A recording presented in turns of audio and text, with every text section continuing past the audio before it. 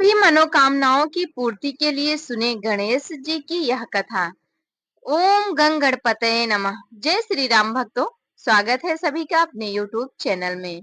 आइए आज हम भगवान गणेश जी की 4 प्रचलित कथाओं का श्रवण करते हैं। इन पवित्र कथाओं को सुनने से सभी विघ्न बाधाएं दूर हो जाती हैं। तो सबसे पहले हम गणेश जी को प्रणाम करते हैं, उनको नमस्कार करते हैं, फिर कथा का प्रारंभ करते हैं। आप लोग वीडियो में लास्ट तक बने रहें और संपूर्ण कथा का श्रवण करें। सबसे पहली कथा है गणेश जी की। पौराणिक और प्रचलित श्री गणेश जी की कथा के अनुसार एक बार देवता कई विपदाओं से घिरे हुए थे। तब वह मदद मांगने के लिए भगवान शिव के पास आए।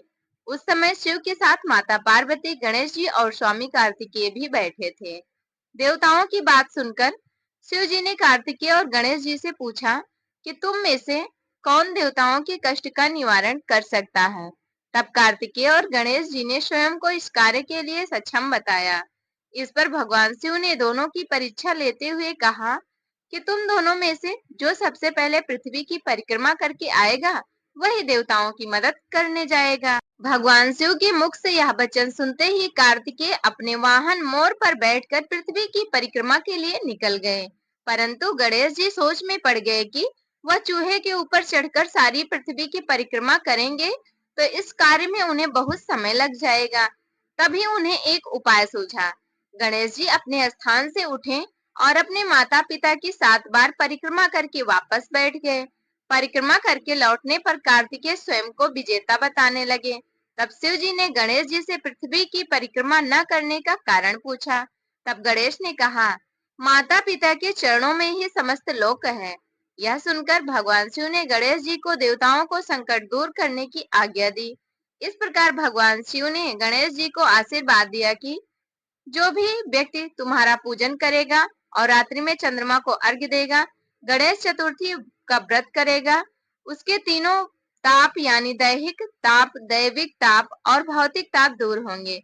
इस व्रत को करने से व्रतधारी के सभी तरह के दुख दूर होंगे, उसे जीवन के भौतिक सुखों की प्राप्ति होगी, चारों तरफ से मनुष्य की सुख समृद्धि बढ़ेगी, पुत्र पौत्रादि धन ऐश्वर्य की कमी नहीं रहेगी।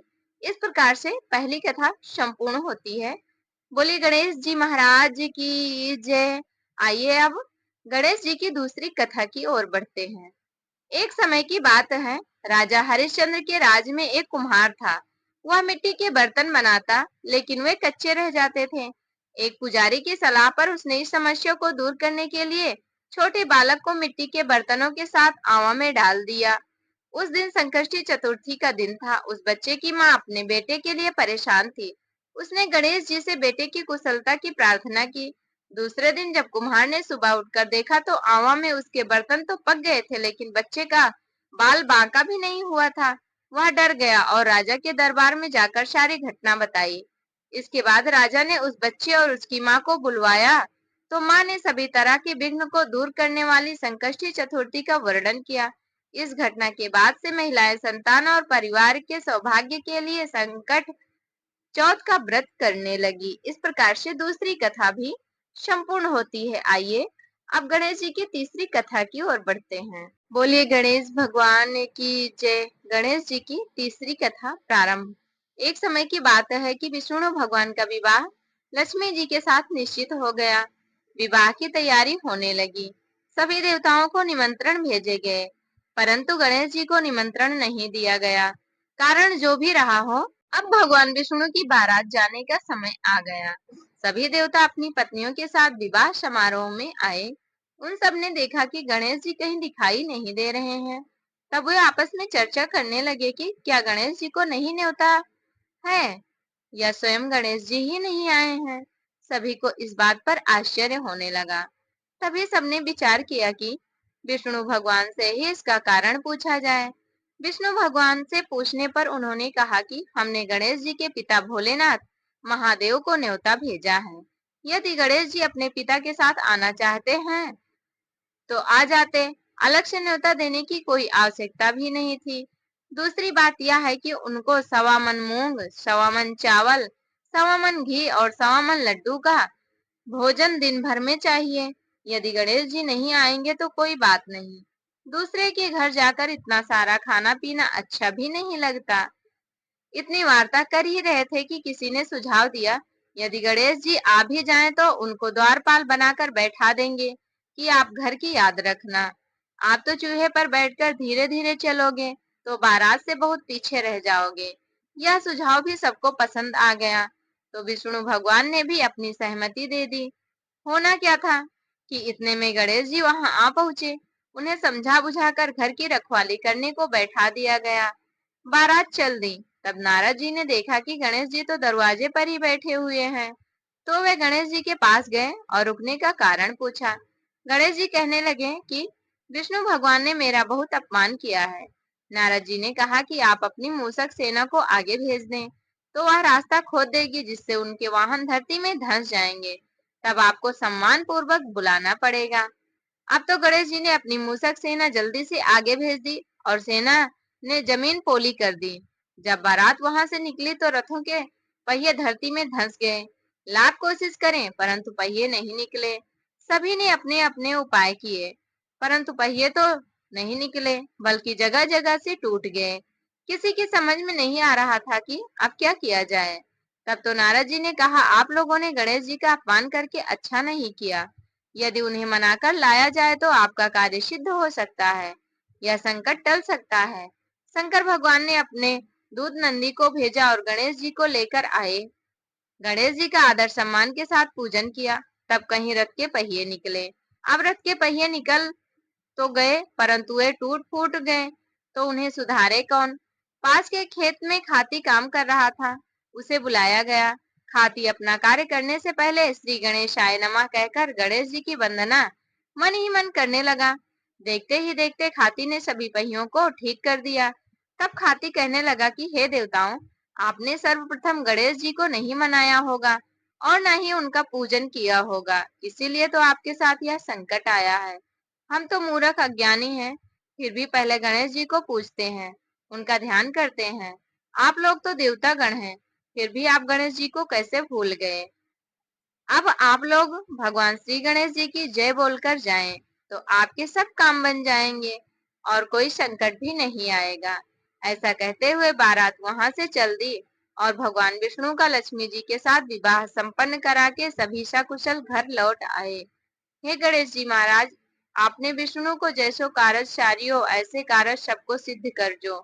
बोलो गजानन भगवान की जय। गणेश जी की तीसरी कथा भी संपन्न हुई। आइए अब चौथी कथा की ओर बढ़ते हैं और गणेश जी का ध्यान करते हैं, उन्हें मनाते हुए इस कथा का श्रवण करते हैं ताकि हमारे घर में, हमारे रास्ते में कहीं भी कोई विघ्न बाधा उत्पन्न ना हो। गणेश जी की चौथी कथा प्रारंभ। श्री गणेश व्रत की पौराणिक कथा के अनुसार एक बार भगवान शिव तथा माता पार्वती नर्मदा नदी के किनारे बैठे थे। वहां माता पार्वती ने भगवान शिव से समय व्यतीत करने के लिए चौपड़ खेलने को कहा। शिव जी चौपड़ खेलने के लिए तैयार हो गए, परंतु इस खेल में हार जीत का फैसला कौन करेगा, यह प्रश्न उनके समक्ष उठा। तो भगवान शिव ने कुछ तिनके एकत्रित कर उसका एक पुतला बनाकर उसकी प्राण प्रतिष्ठा कर दी और पुतले से कहा, बेटा, हम चौपड़ खेलना चाहते हैं परंतु हमारी हार जीत का फैसला करने वाला कोई नहीं है, इसलिए तुम बताना कि हम दोनों में से कौन हारा और कौन जीता। उसके बाद भगवान शिव और माता पार्वती का चौपड़ खेल शुरू हो गया। यह खेल 3 बार खेला गया और संयोग से तीनों बार माता पार्वती की ही जीत हुई। खेल समाप्त होने के बाद बालक से हार जीत का फैसला करने के लिए कहा गया, तो बालक ने महादेव को विजयी बताया। यह बालक की बातें सुनकर माता पार्वती बहुत क्रोधित हो गई और क्रोध में उन्होंने बालक को लंगड़ा होने, कीचड़ में पड़े रहने का श्राप दे दिया। बालक ने माता पार्वती से माफी मांगी और कहा कि यह मुझसे अज्ञानतावश ऐसा हुआ है, मैंने किसी द्वेष भाव में ऐसा नहीं किया। बालक द्वारा क्षमा मांगने पर माता ने कहा, यहाँ गणेश पूजन के लिए नाग कन्याएं आएंगी, उनके कहे अनुसार तुम गणेश व्रत करो, ऐसा करने से तुम मुझे प्राप्त करोगे। यह कहकर माता पार्वती शिव के साथ कैलाश पर्वत पर चली गई। 1 वर्ष के बाद उस स्थान पर नाग कन्याएं आईं। तब उस बालक ने नाग कन्याओं से गणेश जी के पूजन के बारे में पूछा। उनमें से एक नाग कन्या ने गणेश जी के पूजन की संपूर्ण विधि बता दी। संपूर्ण विधि मालूम करने पर उस बालक ने 21 दिन लगातार गणेश जी का व्रत किया। उसकी श्रद्धा से गणेश जी प्रसन्न हुए। उन्होंने बालक को मनोवांछित फल मांगने के लिए कहा। उस पर उस बालक ने कहा, हे विनायक, मुझ में इतनी शक्ति दीजिए कि मैं अपने पैरों से चलकर अपने माता पिता के साथ कैलाश पर्वत पर पहुंच सकूं और वे यह देख प्रसन्न हों। तब बालक को वरदान देकर श्री गणेश जी अंतर्ध्यान हो गए। इसके बाद वह बालक कैलाश पर्वत पर पहुंच गया और कैलाश पर्वत पर पहुंचने की अपनी कथा उसने भगवान शिव को सुनाई। चौपड़ वाले दिन से माता पार्वती शिव जी से विमुख हो गई थी। अतः देवी के रुष्ट होने पर भगवान शिव ने भी बालक के बताए अनुसार 21 दिनों तक श्री गणेश का व्रत किया। इस व्रत के प्रभाव से माता पार्वती के मन से भगवान शिव के लिए जो नाराजगी थी वह समाप्त हो गई। तब यह व्रत विधि भगवान शंकर ने माता पार्वती को बताई। यह सुनकर माता पार्वती के मन में भी अपने पुत्र कार्तिकेय से मिलने की इच्छा जागृत हुई। तब माता पार्वती ने भी 21 दिन तक श्री गणेश जी का व्रत किया तथा दूर्वा, फूल और लड्डुओं से गणेश जी का पूजन अर्चन किया। व्रत के 21वें दिन कार्तिकेय स्वयं माता पार्वती जी से आ मिले। उस दिन से श्री गणेश चतुर्थी का यह व्रत समस्त मनोकामनाओं को पूर्ति करने वाला व्रत माना जाता है। इस व्रत को करने से मनुष्य के सारे कष्ट दूर होकर मनुष्य को समस्त सुख सुविधाएं प्राप्त होती हैं। गणेश जी की चौथी कथा संपूर्ण हुई। बोलिए गणेश जी महाराज की जय। गणेश चतुर्थी के अलावा यदि कोई भी भक्त सच्चे मन से हर बुधवार को गणेश जी की पूजा अर्चना करता है, उनका व्रत करता है, उसकी सभी मनोकामनाएं अवश्य ही पूरी होती हैं।